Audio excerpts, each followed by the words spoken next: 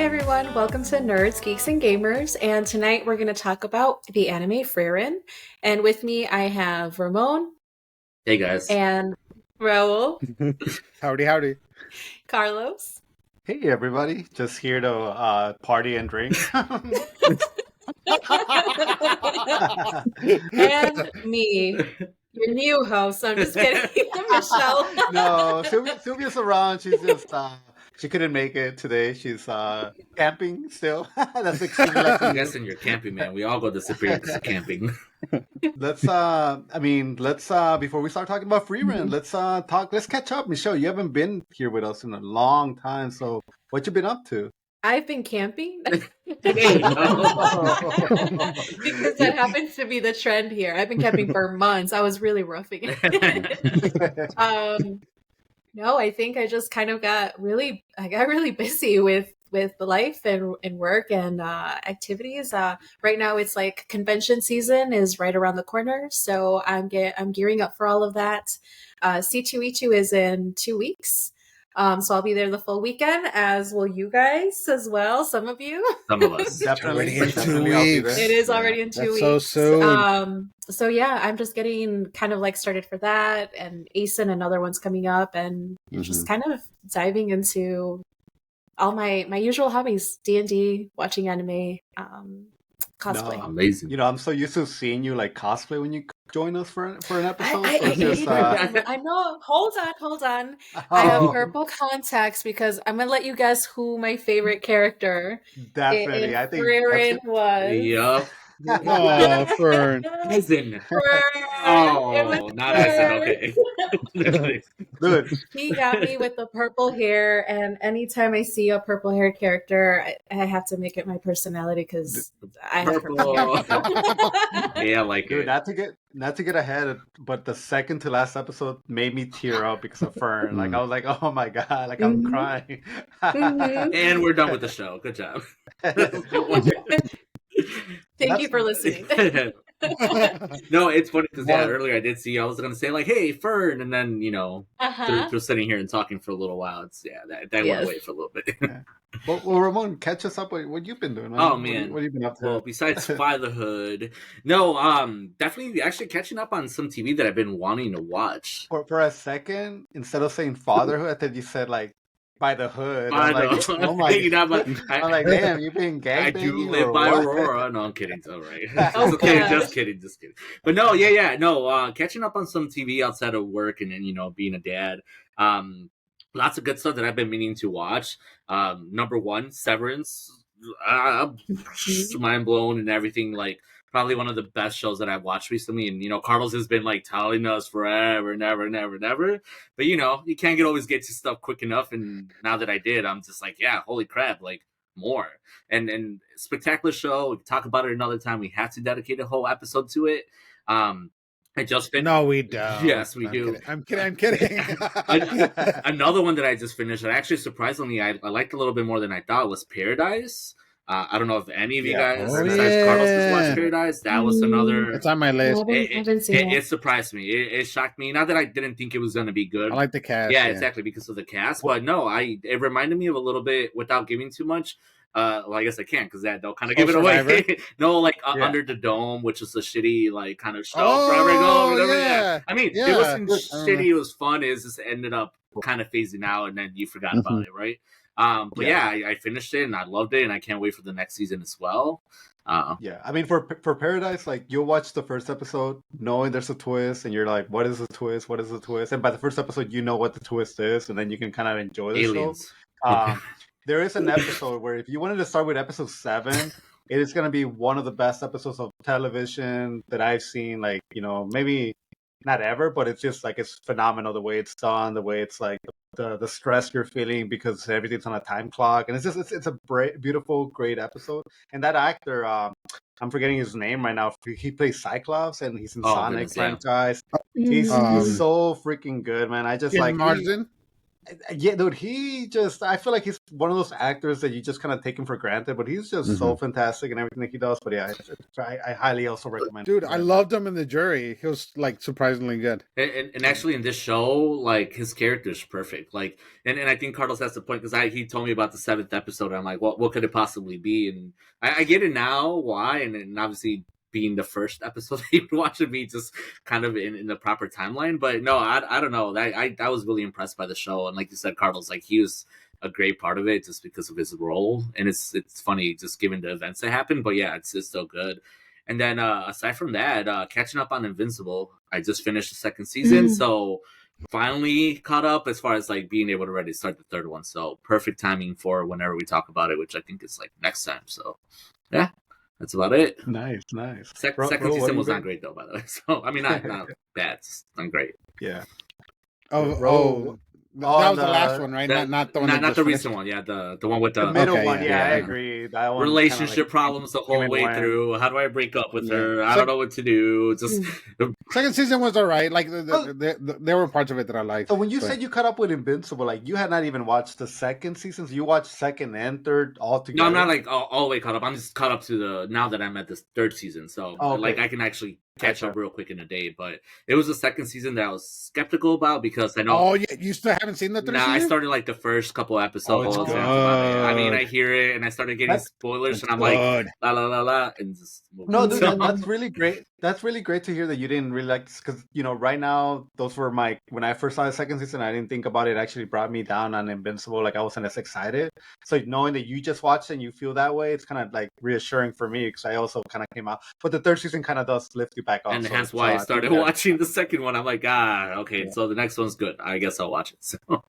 Awesome. Yeah. Cool. All right. Well, Ro, what have you been up to? And I will not call out the fact that you're wearing a toupee. Like, you're not even staring at his hair. It's real. Hey. No quema, no quema. Oh my God, no. Nope. I just haven't done my hair. But anyway. So I've been watching Invincible, and I love it. I really did enjoy this last season. I was watching it a lot. Hold on. I gotta add another one to my list before I forget. Okay. Or stay yeah, out. So you can tell that I haven't been writing it down. Well, screw it. So I saw the 1st and 2nd season of White Lotus finally. Yes. Dude. So I saw like part of the 1st episode of the new season. Did Sylvia watch White Lotus with you? By any chance? Did she like it? Yeah. Oh, I knew it. Yes. But yeah, so the 2 seasons of White Lotus, Invincible, I've been watching that week to week. Solo Leveling, been watching week to week, but I love Solo. And I'll say again, it's the only manhwa or manga or anything that I saw the anime for that I've ever read.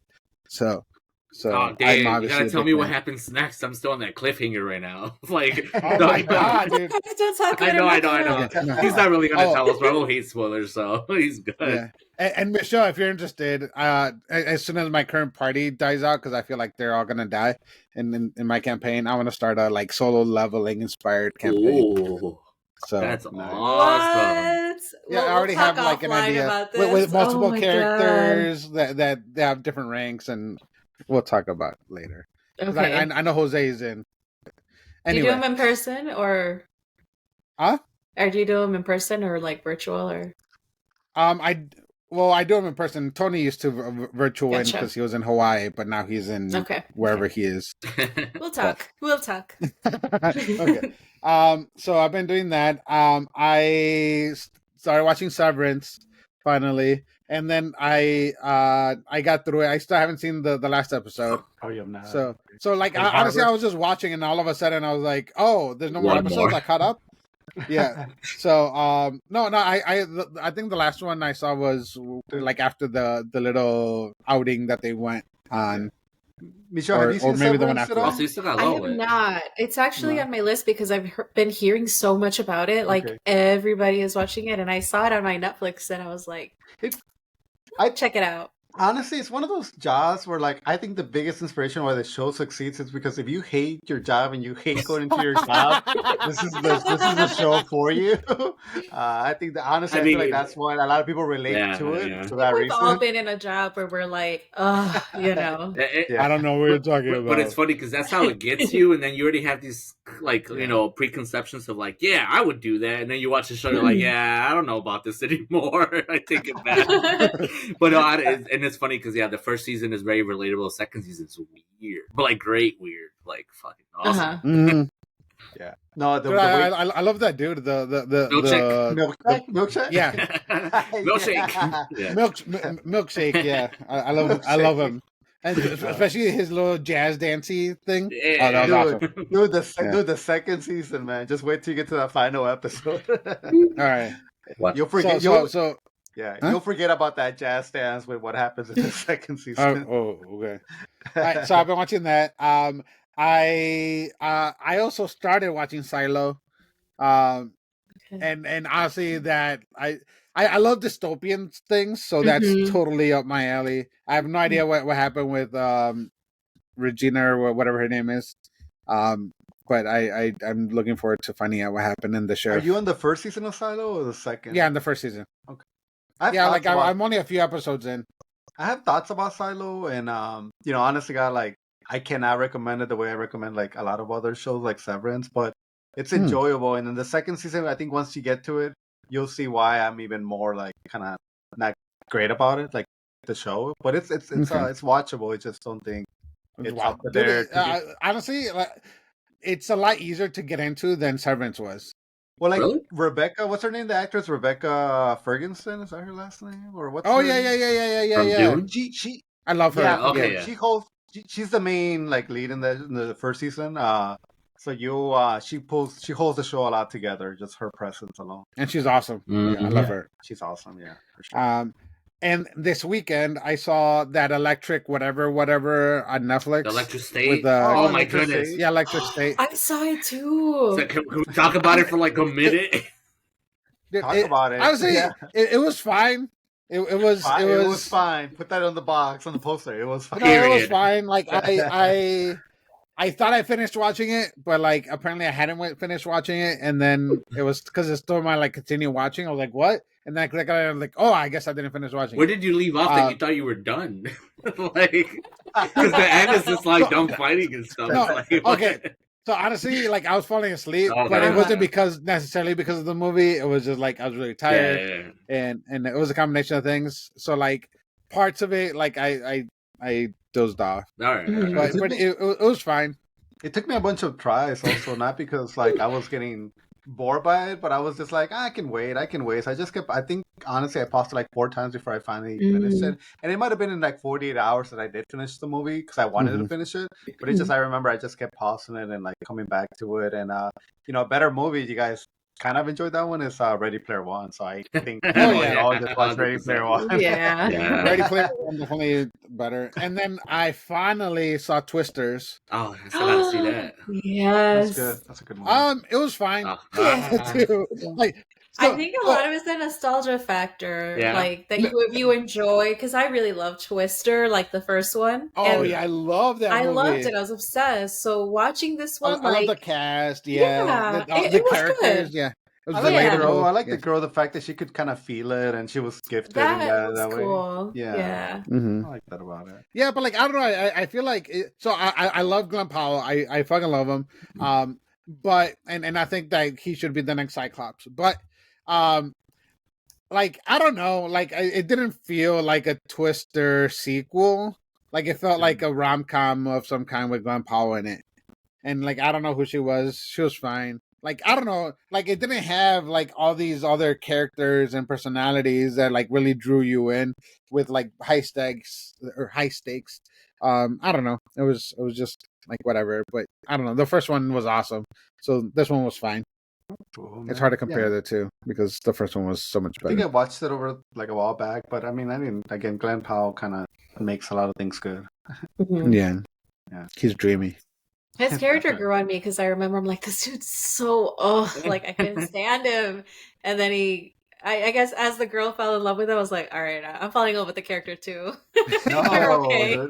It's weird to have an actor where like you can say like people will pay to go see him or watch him because of him, and I think he's right now like, as far as I know, like people will pay money to just see him, which is kind of rare. Like, because a lot of people say that movie stars are like dead themselves, like that themselves don't bring people to the movie theaters like they used to, like Brad Pitt and Angelina Jolie.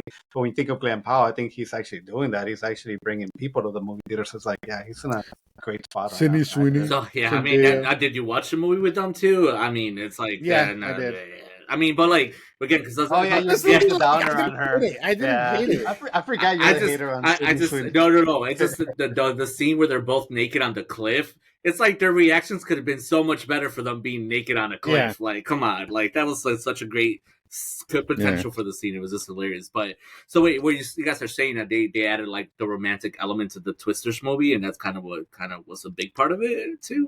I mean, I don't think it was a huge part of it. There was this element of some romance between like the main character and then this guy, but I don't think that it for me at least it didn't take away from the movie. Okay. Yeah, I mean, because I had just watched The Gorge too, and I didn't realize that was kind of more of a not a romantic movie, but but I love that. I love that. Yeah, that was way better than Twisters in my opinion. But then that movie was carried by the relationship, by like the romanticism of it all, which was great. But because I mean, parts of the movie you were like, oh, okay, cool, like crazy, but okay, and then you're like, yeah, you guys. I will say I do love those two actors more than I love Glenn Powell, and I don't know who the other girl is. All right. No, well, but it's also Scott Derrickson directing, and I love him in his movies. I kind of liked her like growth though, because like she experienced that traumatic event of like early on. I do like that. And seeing that that's the thing that for me was like what I really appreciated, just kind of seeing her navigating that the trauma. It's funny because you liked the trauma. I love the trauma, and I love seeing people overcome their trauma. Nice. I like that. It's funny because that actor from Hamilton is in the Twister movie. Hamilton, and then that just reminded in the Heights, me. That just reminded me of what I watched this week, which was Wicked. So I'll talk about Wicked. I saw it in theaters. Yeah.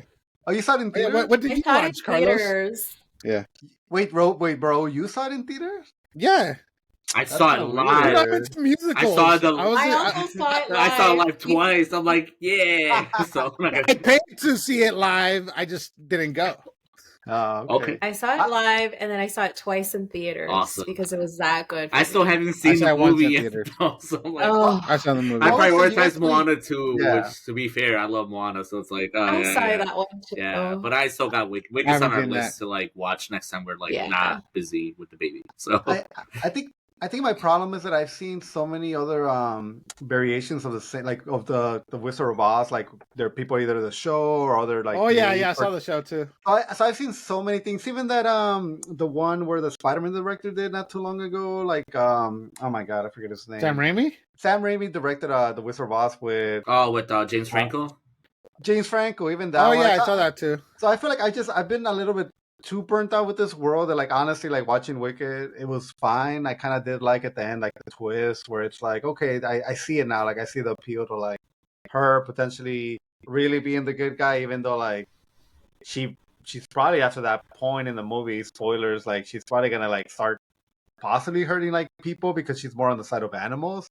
So I don't know really how much darker the movie. Bro, the second half is the Wizard of Oz. I don't know if you know this, but like, well, no, because you haven't seen the movie. No, I've seen the musical. I know what Wicked's about. No, but the movie doesn't tell the whole story. Yeah. It's part one. It's part one. Oh, it's part one. Oh, but I know the story, and then it all leads to the Wizard of Oz. I mean, but I don't know the part. Okay. Okay. That's why. So it's just kind of like where I left off. I'm like, well, the story can only get so much darker, and I'm trying to like build it up in my head. But that's crazy. Okay, I did not know it was like a part one or part two because then you still got a lot. Like it's crazy. It's a crazy story. Like when I watched the musical, I was like blew my mind because like how like everybody grows up like kind of knowing about Wizard of Oz or seeing Wizard of Oz, and it's just like it's the drama that I wanted.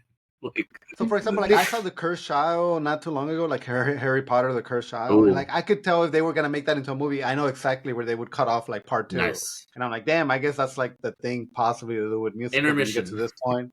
Mhm. Yes, intermission is part 2. At the intermission. Who would have thought? I love that. Okay, great. I like cried watching it. I loved it. Yeah. It was good. Yeah, I gotta watch it. Good. Honestly, Ariana Grande completely surprised me. I was not ready for that. But yeah, Ramon, you gotta watch it. What else did you watch, Carlos? Well, the only thing that I wanted to represent more of the gaming side, because I feel like right now, like my life. Oh yeah, is I've been really, playing Baldur's Gate too. I feel like I've been a lot more since like maybe November, December. Ever since I got to like playing Zelda, like I feel like I've been going on this Zelda journey with Echoes of Wisdom, and then finishing Skyward Sword, and right now I'm playing Tears of the Kingdom.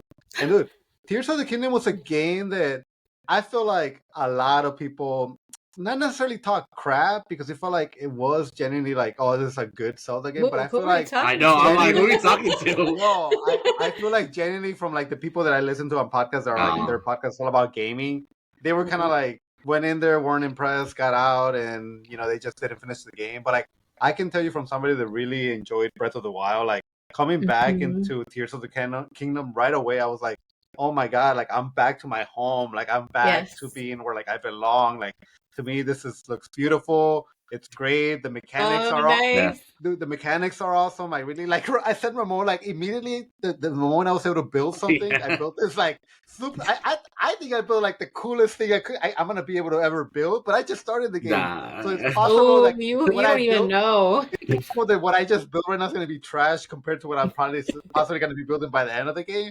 But I built like this really cool car that could fly, and I was just so impressed by it, and I didn't want to let go, so I was just like holding it and taking it with me everywhere. But I realized I just gotta let it go and keep moving on. But I'm really enjoying Tears of the Kingdom. I really am enjoying playing Marvel Rivals, Armor Core, and Baldur's Gate. So it's like I'm managing all these different games. But yeah, like that's right now what I'm doing. I'm just playing more stuff and still watching some things. Obviously, I watch a lot of things that you guys mentioned, but really enjoying right now Tears of the Kingdom. I feel like that's the one that it's like really has like hooked me with its I can't wait for you to like do that final battle, man. That's my finger would not stop pressing A. That's all I gotta say. That's all I gotta say. You know what? I like haven't even passed that final battle because I keep getting my ass kicked. I'm working on it. Okay. I just tell you, just remember that. Like I was just like, like I was stuck and I didn't need to press A for that long. It was just my heart and everything was just like, it's great. No, I'm really excited. Like now I can see why you bought that sword. Oh yeah, that Zelda sword that's broken, and I don't know. I'm just really excited for the game because I just feel like, you know, it feels like I'm playing Elden Ring, and not like a bad Elden Ring, but just like another, like a more beautiful artistic version of Elden Ring. Because Elden Ring was just like, here's hell. Try to like navigate through hell, and it was just kind of like me getting my ass whooped the whole time I was playing Elden Ring. Where here's more like you're in heaven, and it's like, all right, now you get to navigate heaven. So it's like that's kind of a good way of putting it. Like Elden Ring was just like hell from beginning to end. Where like right now, from what I can tell, Tears of the Kingdom was just like I'm in this beautiful paradise. Like yes, take me where I need to go. It's a perfect segue into Frieren. That's why I wore this shirt, because Frieren reminded me like a lot in Zelda and in the feelings that you were talking about of like the peacefulness. Because she's an elf? No, not just well. Actually, Link is not an elf technically. In some games, they kind of like make him seem like he is. But anyways, no, I just that whole thing. Your freaking bottle, dude. No, yeah, like everything you were talking about, like kind of how it is, like in that case, serenity. Okay, well, the whiskey was in here, you just couldn't see it. But no, I feel like I didn't get the memo. Michelle, always drinking, just this easiest. Let me go get my soju. Boom. But no, like that game, dude. It's just Frieren reminded me of that because of like we were talking about, like the moments of serenity. Like it was kind of just. I was watching Frieren and I remember being like, obviously in the beginning I was like, why am I watching this? Like, who lied to me? And why am I being forced to watch this? Not because it was bad. It was just like we were kind of stuck in this momentarily like journey of very slow development, but at the same time, it made me feel like when I kind of go in my moods and get into play Zelda, and I'm just kind of like walking around the map for aimlessly forever and ever and ever, because it's just fun and relaxing and therapeutic. So Zelda was a perfect link to that. Awesome. 100%. No, and I so with Frieren, I kept seeing people recommend the like the show, because they were saying like in their like top 10 of the year or whatever. And I was like everyone keeps talking about it, and they keep talking about how good of a story it is, not like the action, not like a bunch of other things, but just like how good of a story it is. So it was like, and I was like out of animes that I was watching, so I was like, you know what, I'll actually start watching it, and I found it on Crunchyroll, because it wasn't even really advertised on Crunchyroll. But yeah, but I found it was. I didn't see it. Or I missed it when they were promoting it. It's it. because I get all the emails, bro. It's because I get all the emails. I saw that it was coming to Netflix on March 1st, and that's when I was like, okay, that's when I'll check it out. But yeah, because I saw it before that, and then so I just started it because I wanted a show to watch, and then like I just kept watching it, and honestly, I don't know if I just hit it at the right time, or if it's just the show, but like it's a very, it kind of reminds me of Delicious in Dungeon, in the fact that it's a just very enjoyable show to watch, which is weird for an anime, because like most of my typical animes are like exciting, or they're really cool, or the animation's awesome, or very the fight sequences are awesome. Yeah, because I watch a lot of shonen, if you can't tell. Either that or sports anime. but like Frieren, it was just like the animation was good. Like it wasn't the greatest, it was good. The character designs were good. Like I did love the once you play D&D, you see the D&D and everything. Yes. So like the makeup of it was like, oh, he's a fighter. Like she's obviously the wizard or whatever, and this and that, whatever. So you always associate it to the party makeup. But yeah, like so I saw that in the show, and it was just really kind of relaxing, but like it had the character development in this show was so freaking good. Like you get attached to everyone. Everyone has a story. Everyone's like has a purpose for like why they are who they are, and why they are that person at that point. And especially with the flashbacks kind of jumping back and forth. Like I love how they did that too. But I obviously loved the show, because I think I kept talking about it during the podcast of when I was watching it. But I'll let you guys go. No, absolutely. Michelle, what's your take on Frieren, just from like the first time you saw it? Yeah, 100%. Very similar. Like I'll echo very similar things that Raul mentioned. Because I've had friends who were watching it and were recommending it, and I would just see it everywhere. But I felt like animation wise, like it was very chill. It was just very calm, very soothing. I love the way it was just very beautifully drawn, and like even the use of colors and everything, because like she did a lot of those spells with like, you know, flowers or different things like that, and to me it just looked so whimsical, so elegant, and I really liked it. Because that's always one of the things that will be a draw for me, just like what does the animation look like, and what's the color palette, and just like the whole scene and the whole vibe. As a D&D player, immediately I was like, yes. Like I was like, this reminded me so much of like our parties, or like the games I play. And one of my campaigns, I play an elf.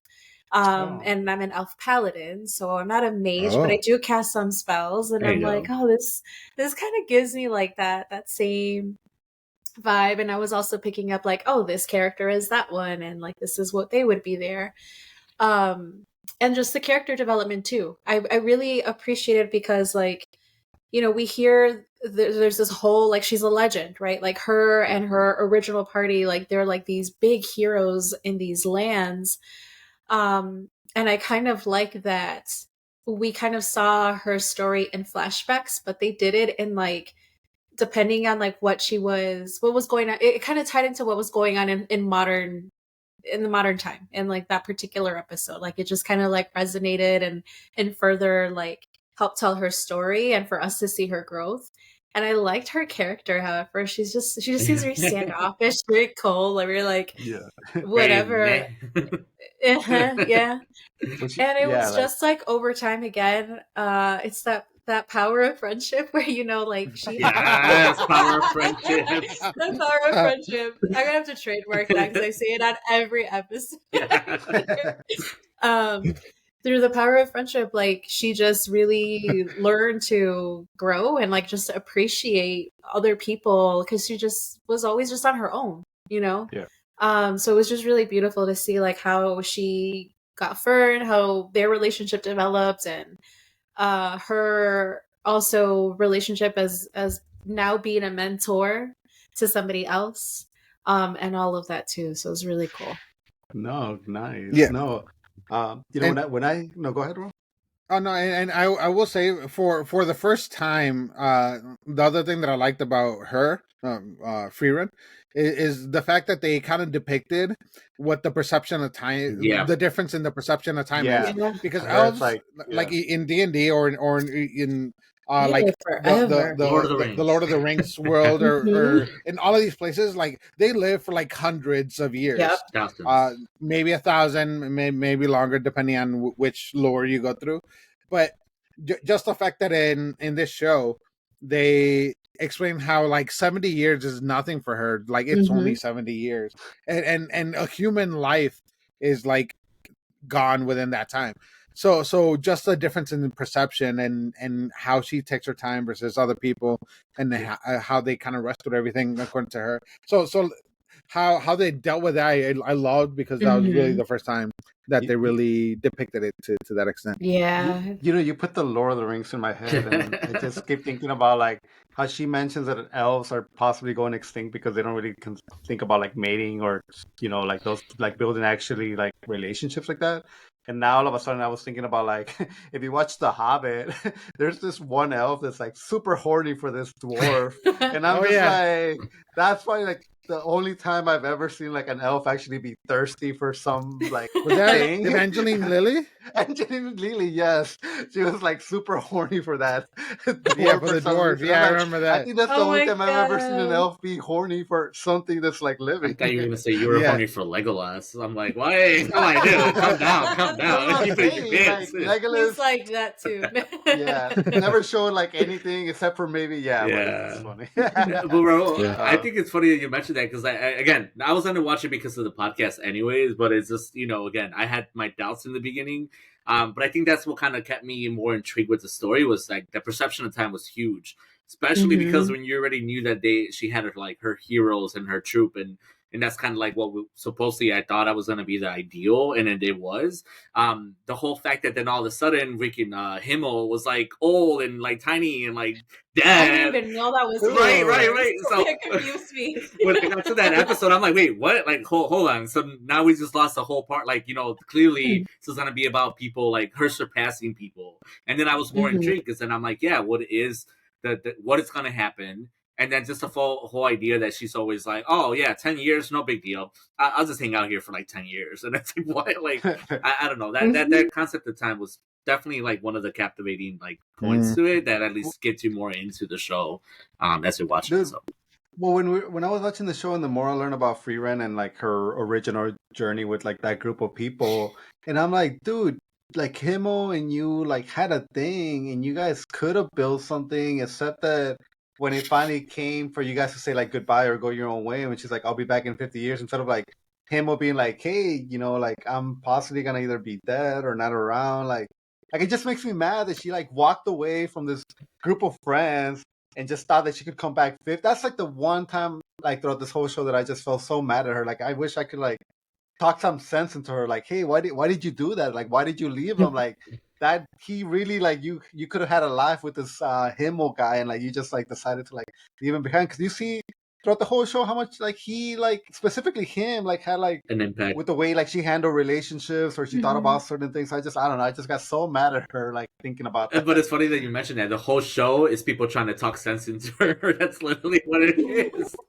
They're like, Frieren, calm down, girl. Like, we're not gonna stay here for like 10 years. Like, we don't live that long. No. Or I mean, well, obviously, yeah. But like, I don't know. I think her personality too is just like, you know, like we said earlier, she's like that kind of that very. It seems like it's a dull personality, but you could tell that she's clearly in this super long, extended journey of like finding all these spells, and kind of that's her focus. And you know, I think learning to appreciate what she kind of missed to appreciate is kind of what's really magical about the show. Because as she's like going back and being like, oh, I should have appreciated this more, or Himmel, and like, you know, all this stuff, and you're just like, duh, like, but then at the same time you're also kind of reliving it through her, and you're learning to kind of experience these things with her, and it's kind of like, you know, she's like a little kid, and I think that's funny too. But it's funny because she collects like wacky spells. It's not like she's like looking for like the strongest spell. She's like, for like super wacky.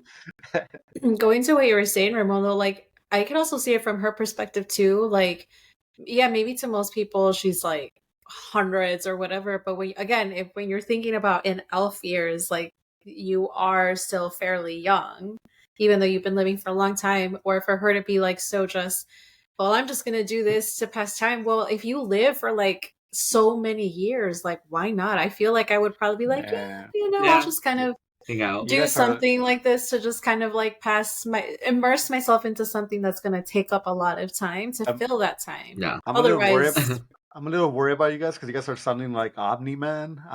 So if you don't know who Omni-Man is, like I'm just I'm a little worried about you guys. What you guys are saying, if you guys could live forever. No, I really can't. I really didn't tell you guys like when I first started watching the show, and I do kind of want to talk about it because for the first time ever, like me, like I'm kind of old when it comes to like most adults. Like I don't want to say my age, but I've said it plenty of times on He's this podcast. 350. Almost, but when I watched the show, he's wearing the headset, so you don't see his pointy ears. No, dude, when I started watching the show, because this show to me was popular because I kept seeing people getting tattoos of like Frieren, and I'm like, dude, I've seen so many people like getting tattoos of this girl, like, so I knew the show was popular based on how many tattoos I was seeing of like Frieren. Actually, no, I'm just kidding. And then when I first started watching it, you know, most animes, like their first episode, they just hit you with everything they can so that you really like say like, oh, this is going to be a great anime and I can't wait to see more, whether it's like Chainsaw Man or Danada. This show, like Ramon was saying, like the first 3 episodes, you're like, okay, like this is good, but what is like, what's the hook on it? Like, why is it this like quota of being amazing? And I don't know at what point for me, like finally I realized like, holy smokes, like this is truly something going to be special for me. And normally when I think about like giving people like, hey, you should watch this anime, like I have my favorites, but I can tell you, I've never considered like this anime being like this kind of like an S rank or a rank or B rank. And this is the first time me watching Frieren that I was like, oh my god, like I'm legitimately watching an S rank anime, and I've never done that for any other anime that I've ever watched, or like I've never given them a rank of being like, Ramon, you gotta watch Kosuke S because I consider it being an S rank, which I probably do if I think about it. But like Frieren was the first one where I was like, this is an S rank anime for me, and it kind of read it to me in a way where like it went back to being like, this is what anime was to me when I first started watching. It was just so pure, so innocent, and that's what Frieren to me was, like this beautiful show that was just so innocent. They didn't have any of that like fan service, and you know when the action did happen, holy smokes, like this whole thing with the demons and how they learn our language just to trick us. It's like, yes, like 100%, like I agree, like it makes sense that if I saw a child demon and he was like, don't hurt me, I'm looking for my mom, that I would have some sympathy for it. I love those episodes. Dude, so it's just like, and like, you know, the idea that like with those,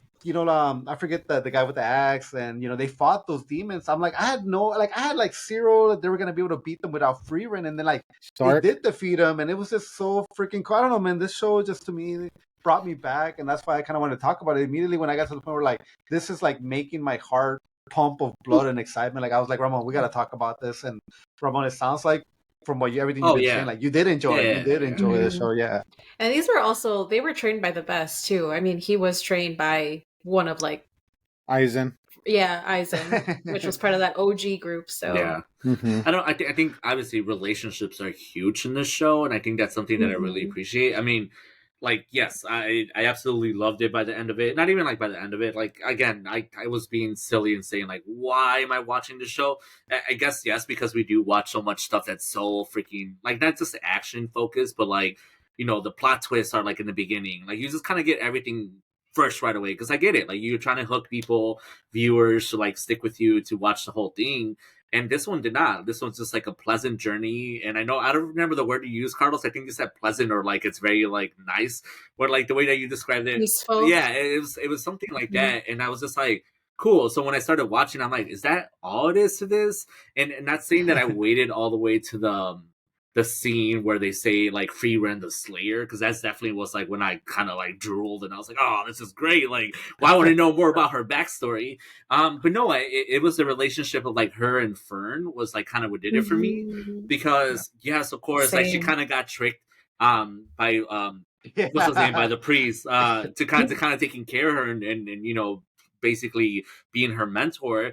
But just the relationship in reverse, where Fern a lot of the time, especially as an adult or older, was always like holding little baby freaking Frieren because she's so tiny, and I never understood that still to this day, where it's just funny because like Frieren doesn't like to wake up early, right? Half the time she's sleeping on freaking Fern, half the time Fern's like, oh, it's okay. So it's like the whole idea that yes, for as old as she is, she still kind of behaves like a child sometimes. And here's Fern, who we met as a child, who now like kind of surpassed that role, and it's very like symbiotic and maternal. Yeah, maternal for sure, but symbiotic in the sense of like they go back and forth of like who takes care of who, and you know, clearly seeing Fern's development was just kind of like the biggest payoff, like especially, you know, for people who are educators, like mentors and stuff like that. Like I love that part of it. And yes, like you said, the other heroes that train the other people, and you see that throughout, because there's the priest had also given advice to other people that later on they're like, if it wasn't for him, I would have not been in this like, you know,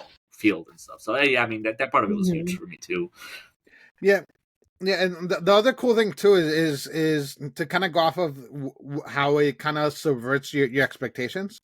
Is the fact like when it starts off like already after they defeated the Demon King, because like most animes or at least shonen, they'll start and like they're going on their journey to defeat the Demon King, and that's the final arc that they finally kill him, and then whatever, and that's where it ends. But this anime starts afterward all of that already happened, and then you do have just kind of like a boring anime, but like it's purposefully like peaceful and purposefully kind of starts off slow so that it can build, and it gets you attached to Frieren and then Fern and then Stark and all like, and then also at the same time it gets you attached to all the characters from the past, and then you kind of start tying the two together, like the new group and then the old group and then also the world in general, because obviously Himmel and his group, like they made a big impact.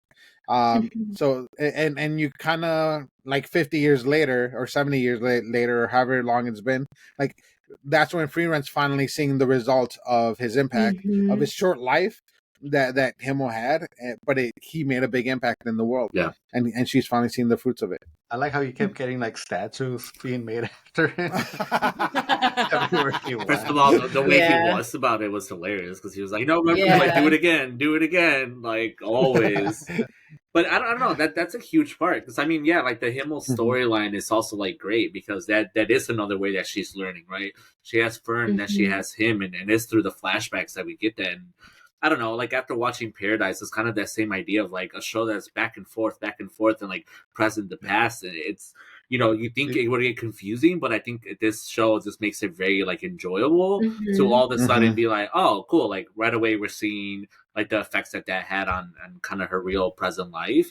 Yeah, I mean that's again more reasons why, and we haven't even talked about like the blood bending and the crazy demon stuff. But it's like, you know, but that's what tells you that like the show is clearly more about experience, relationships, and kind of like what we take from those things. So do you think the demon, like, okay, they're heading towards this castle in the north? Is the Demon King, you think he's really dead, or it's like I haven't read the manga, I know nothing about it. I'm hoping that maybe one day we'll get a movie depicting how they defeated the Demon Lord, whatever. But do you think like now that they're heading back north to go to, you know, visit where they might be able to see people that already have passed away. But do you think when they get to the castle, the demon lord's gonna be somewhat still alive? Like, what's gonna be waiting? Like, I want to know what's waiting for them at the damn castle. Yeah, I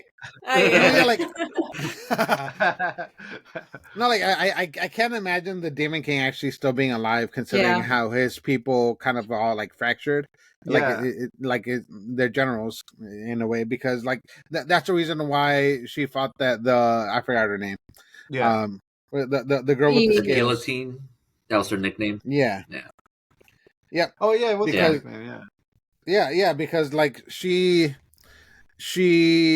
obviously like she was kind of like the new warlord in that area or whatever, and I'm sure that there's others that are still left over that have their own like regions or whatever that they control now. But if the Demon King was still around, he would just control everything. But I mean, he might be dead, but they're gonna somebody bring him back. Be trying to like bring him back, because I mean, like the moment they're like, we're gonna pass the castle, I'm like, well, there's something cooking up in that castle. I know it's only been like 80 years since they defeated him, but I'm like, has it been 80 years? I think it's been 80 years. It's been like 70 years. Because they keep making it a point of say 30 years after Himmel. Yeah, so it's 50 years. And then it's been 50 years and then 30. Yeah, it's 50 years when Himmel died, and then it's been like, what, like 28? 30 years. Oh, yeah, like 30 something. I thought it was 30. Yeah. I mean, last number I remember is 28, so yeah, probably 30 by the end of all that. So. I mean, you never know. There's always like so many different types of magic and like resurrection type things, or people who could be working to do that. So probably. Yeah. Or to Raul's point, like I'm pretty sure like it just might be like another, like a new, not maybe as powerful or as strong as how he was, but just somebody else who's kind of came in. Took over. Well, you know, I kept seeing images of Siri on the intro, when the intro credits were appearing. So I always thought at some point like she would be fighting some kind of evil elf. And then sure enough, like Siri's the one that taught her master how to like do magic, and she's the other elf in the show. Yeah. So I don't know if maybe at one point we will get an evil elf, because obviously I don't think based on what I saw, I don't think Siri's ever gonna turn evil. She's just more of a like somebody to be there and kind of like guide humanity, I guess, is her purpose. But yeah, like Siri, I mean, she seems to be like really strong, but I don't see that hey, I want to take over the world or I want to rule it. Like, I don't see that from her. I forgot how much she annoyed me at the end, because I forgot, like, right now I'm just like thinking about the beginning of the show. And we're still skipping all the demon parts, but then towards the end, like that whole story about like them being tested to be ranked and all that, which is a nice fun surprise, because I don't typically love that, even though that's a lot of anime of like ranking systems and like school and all this stuff, which is fine. I'm used to it. But it was kind of fun to see Frieren in this. It's like taking someone that's a pro that's never been tested, like, you know, like that's never been through this. She has her little like medal from like forever ago that everyone forgot what it means. Yeah, right. Her relic.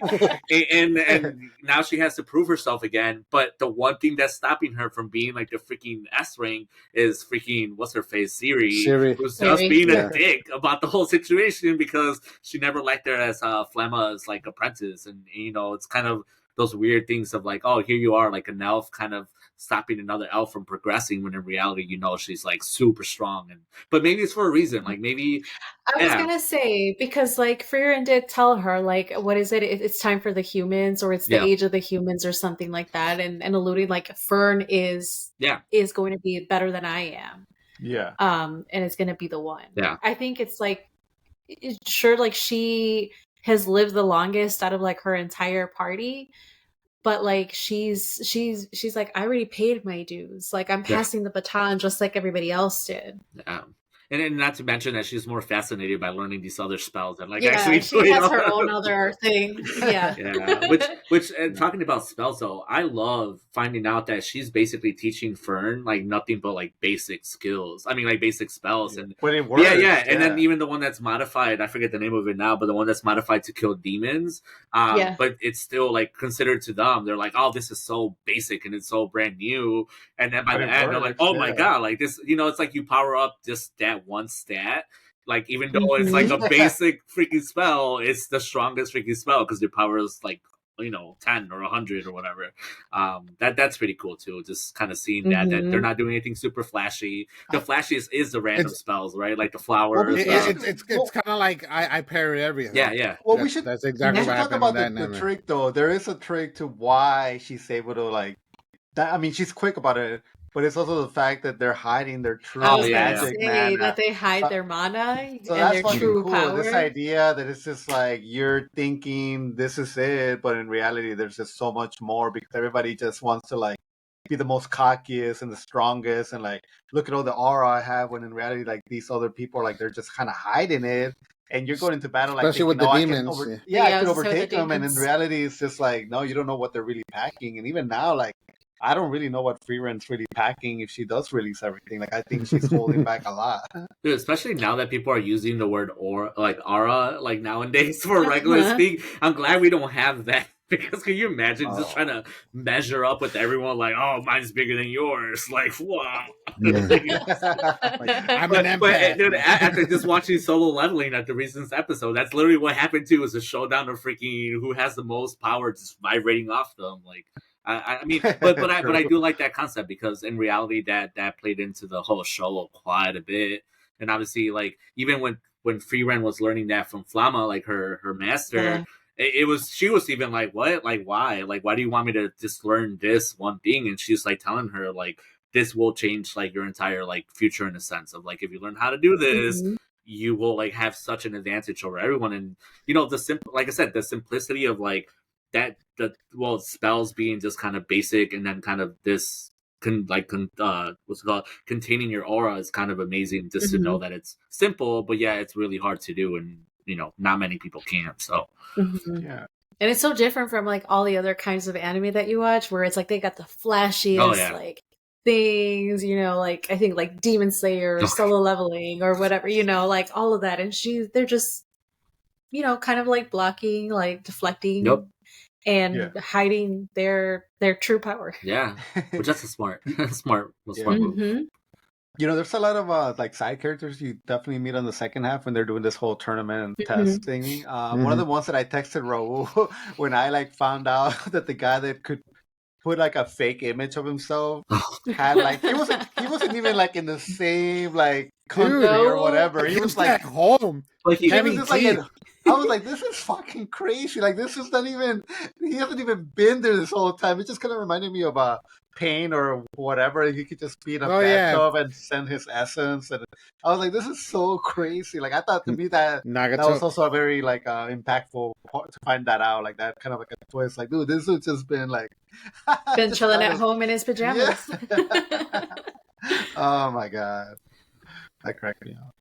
Yeah. Or the girl that can cut through anything. I thought she was pretty cool too. Yeah, dude, I like that. During that exam, they had a lot of really cool characters. Even the two girls that played off each other with the water in the ice. Yeah. Oh my gosh, they were annoying. They were annoying as I knew they weren't ready. I'm like, they're not gonna pass. No, I knew it from the start. But I'm like, but they're gonna learn these lessons about teamwork. Nah.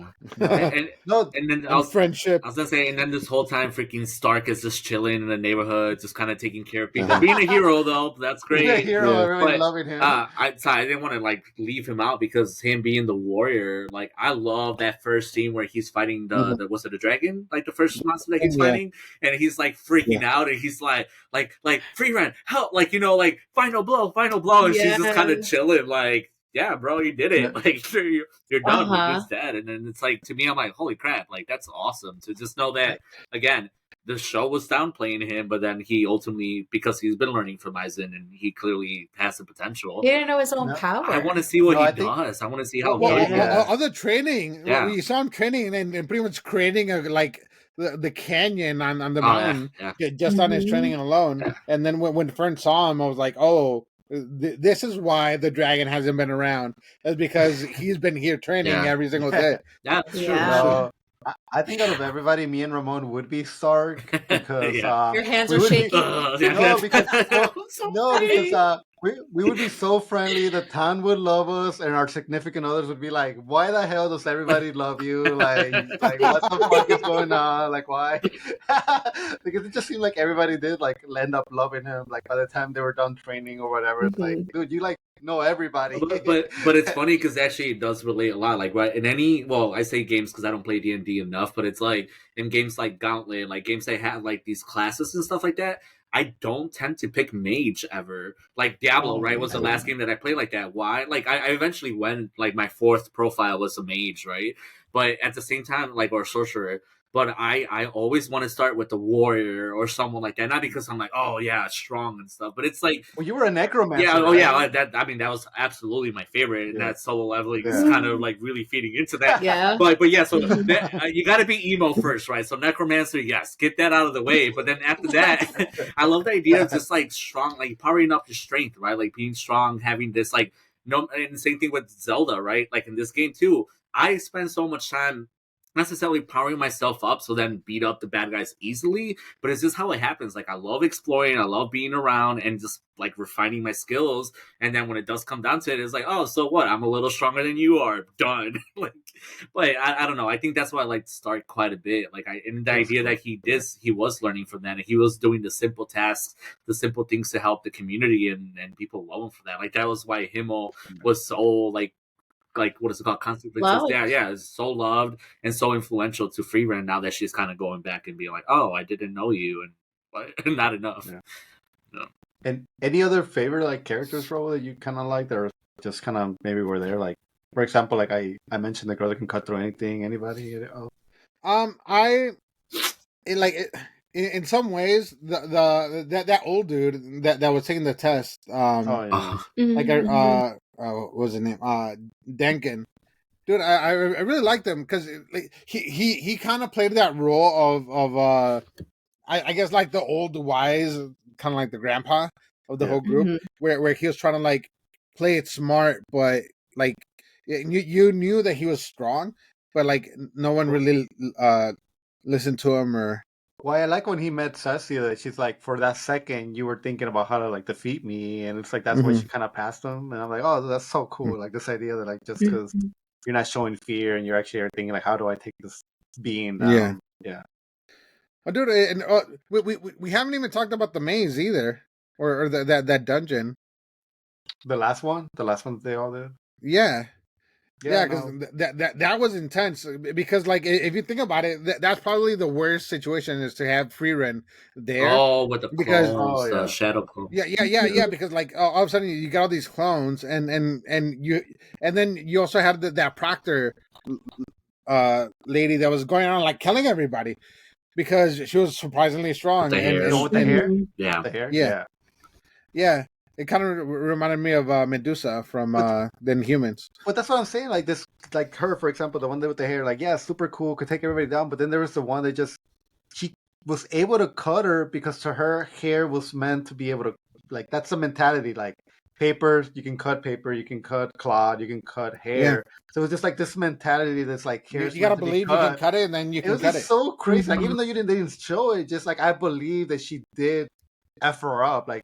You know, she cut all her hair and like was able to like beat her. So I thought that was just like so cool. This mentality of like hair is meant to be cut.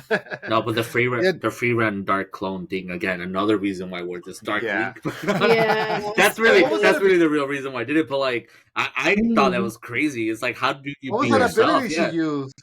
Like at the end, like what was that? I don't know. But that even goes to show you just kind of even like Frieren was like, oh shit, like I'm gonna have to fight myself, and then knowing that she has to be like.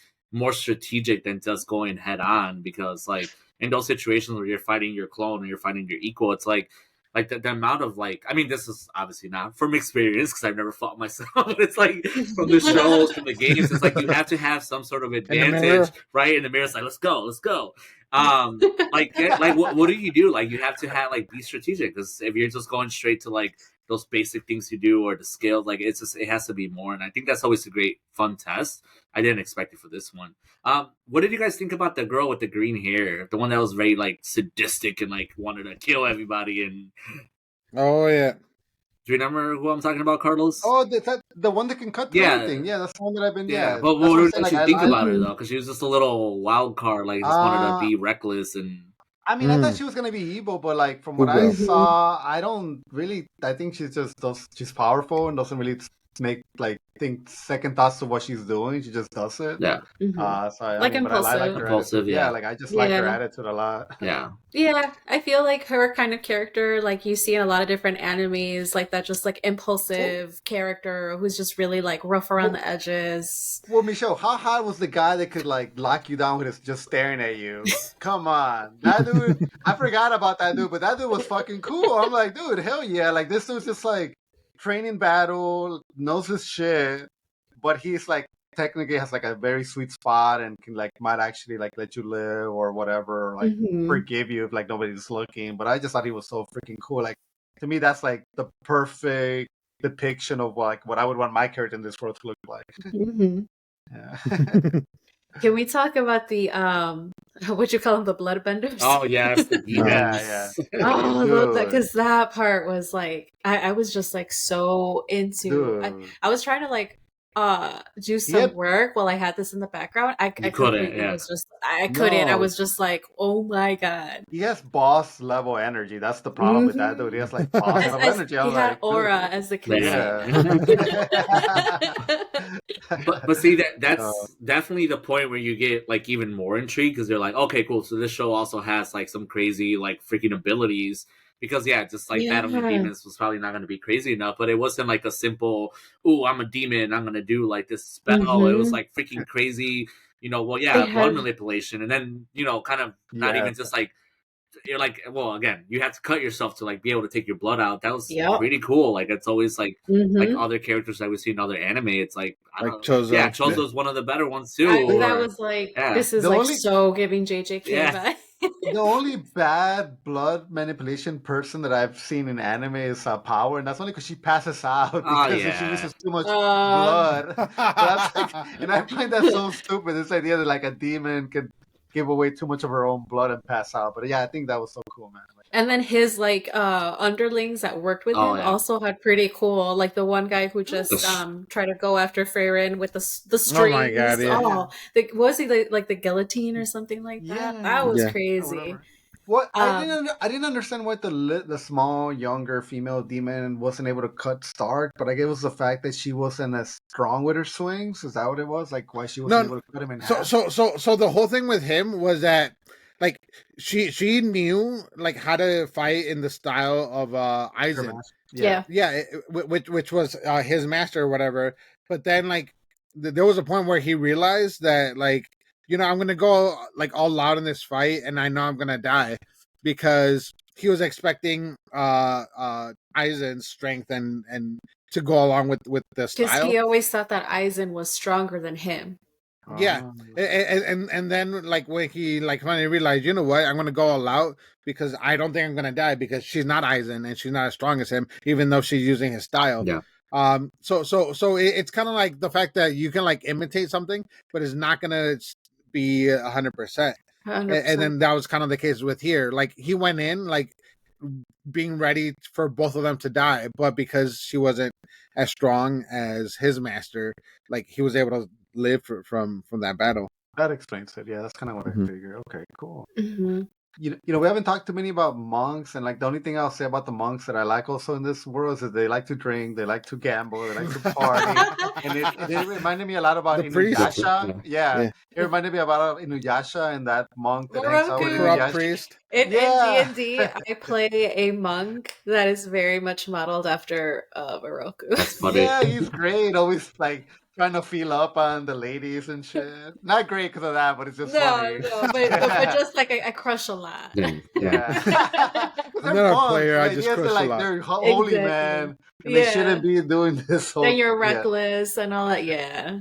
Or they have swag because like that's the thing. He had swag and oh, it's funny. Yeah, what's the name of the second guy? The second priest that they run into that eventually becomes part of their troop. He's going to come back, obviously, because they're going to meet up again eventually after he finds his friend Gorilla. That backstory was awesome. Yeah, I was starting to like him. Obviously, you knew what they were playing with him, where it's like it's still kind of like, oh, this guy just wants to party and doesn't want to like do this seriously. But then, once he actually joins, he's trying to like look around and be like, you guys have really spent a lot of time together. And like, this is great. Like, he was now starting to be like, I kind of want this. But then clearly he's more focused on his friend. But I'm excited for when he joins the group.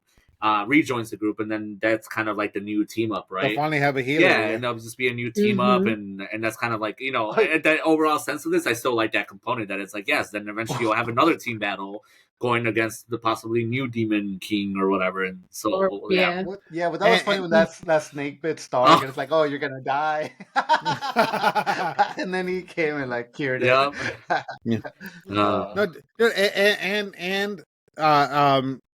As you learn from Solo Leveling, if you have a great healer, you can do anything. Yeah. Oh yeah. I don't know, man. My expectations for this season 2 or just the show in general is like, I don't know. I want Frieren to fall in love with someone. Like I want to see that. The other elf, the other elf, the one that's mysterious and he's done a lot too, and he's also a hero. But like now he's just a priest. He's also a monk. Well, right? now like he is, but like I think back then he was just like a hero, and then he eventually converted or whatever. Oh yeah, because they had that statue. Yeah, because she even asked like too, is like, why do you believe in the goddess and all this stuff? So at one point he was converted, and then now, that damn. I think we need evil elves, man. Like I think more evil elves. Like that's the only thing that's some dark elves go against Frieren, like some form of evil elves. Like I don't know from what I'm seeing. But that would be great if like Siri freaking goes crazy and just like, I don't know, some drow. Yeah, something. Well, I knew she was sweet when they mentioned that she always remembers her students' like favorite spell. I'm like, goodness. Nah, she's got a soft spot. And then freaking Fern picks the freaking washing your clothes or like automatically cleaning up the clothes, which is amazing. Dude, amazing. I thought that was so funny. It was so sweet. Yeah, but she's taking off after her master too, so that's great too. Yeah. Well, I mean, the part that made me cry with her was when she was able to detect the series also suppressing her magical power. The fluctuation, fluctuation. She caught that. I was like, dude, my girl is like grown up, and she's especially because Siri just said like, oh, I don't know why I keep taking on human apprentices, and then all of a sudden she's like, do you want to be my apprentice? I was like, dude, this is so cool because I don't know, I love that moment. You're so proud of her. Aww, proud dad. Yeah. Well, even her other student couldn't see it, and she was still disappointed, even though he was like an old man. I was like, oh man. Yeah, Fern was my favorite. She was awesome, and her little story too, and everything. Yeah, it's cute. Well, I'm glad that we all love this show. It makes me really happy. I think this show, this episode that we record, I'm gonna hold it deep in my heart because I think it's just from everything you guys said, I think it's just gonna bring positiveness to me when maybe I'm down. I'll listen to the Frieren episode because it's just like it made me feel really good talking to you guys. Yeah, or you can watch the show because it's just a very pleasant show. It is a very. But we're also very pleasant. Yes, I'll take it. Yeah. Carlos, with your bottle, you could clearly be the freaking drunk priest. What is it called? Yes. A priest. There you go. Yeah. And Raul clearly Frieren. Yeah, Raul's Frieren. Yeah. Yep. I'll accept it. Yep. You're start. That's hilarious. Yeah, we got our party. There you go. No, well, dude, I mean, it's been lovely, Michelle. We're going to be seeing a lot more of you, and possibly you're going to be doing your own content in the future. So I'm really looking forward to hearing that. So it's going to be a lot of positive, good things happening in 2025. So I look forward to talking to you guys soon. So, adios. Yeah, positive vibes. Positive aura.